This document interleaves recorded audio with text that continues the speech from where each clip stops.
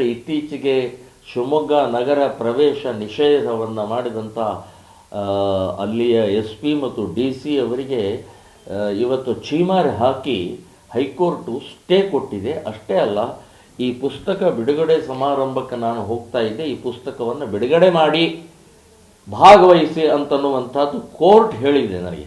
ನಾನು D C S P ಅವ್ರಿಗೆ ಹೇಳ್ತಾನೆ, ನಿಮ್ಮ ಉದ್ದಟತನದ ಪರಿಣಾಮದಿಂದ ಇವತ್ತು ನ್ಯಾಯಾಲಯ ನನಗೆ ನ್ಯಾಯ ಕೊಟ್ಟಿದೆ. ಈ ಪುಸ್ತಕ ಹಿಂದೂ ಹುಡುಗಿಯರ ಸುರಕ್ಷತೆಗೋಸ್ಕರ ನಾವು ಮಾಡ್ತಾ ಇದ್ದೀವಿ.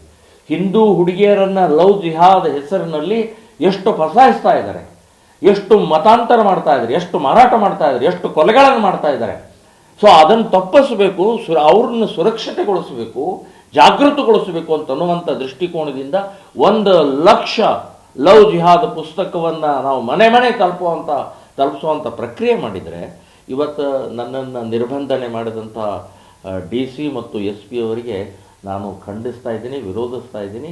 ಈಗ ಕೋರ್ಟ್ ಆರ್ಡರ್ ನನಗೆ ಸಿಕ್ಕಿದೆ.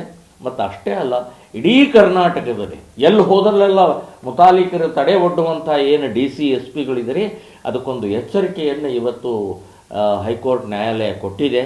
ಸೊ ಇನ್ನು ಮುಂದೆ ವಿಚಾರವನ್ನು ಹೇಳುವಂಥದ್ದನ್ನು ತಡಿಬೇಡಿ.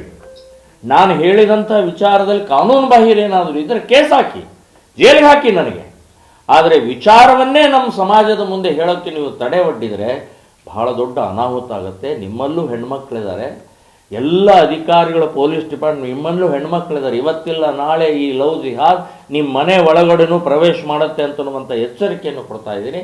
ಸೊ ಈ ಸಂದರ್ಭದಲ್ಲಿ ಇಡೀ ರಾಜ್ಯಾದ್ಯಂತ ಲವ್ ಜಿಹಾದ್ ಮೂಲಕ ಜಾಗೃತಿಯನ್ನು ಮೂಡಿಸಿ 100 ಕಡೆಗೆ ತ್ರಿಶೂಲ ದೀಕ್ಷಾ ಸಮಾರಂಭವನ್ನು ಮಾಡಿ ಹಿಂದೂ ಹುಡುಗಿಯರಿಗೆ ಧೈರ್ಯ ತುಂಬುವುದು, ನೈತಿಕತೆ ಬೆಂಬಲ ಕೊಡೋ ದೃಷ್ಟಿಯಿಂದ 100 ಕಡೆಗೆ ತ್ರಿಶೂಲ ದೀಕ್ಷಾ ಸಮಾರಂಭವನ್ನು ಮಾಡೋದು.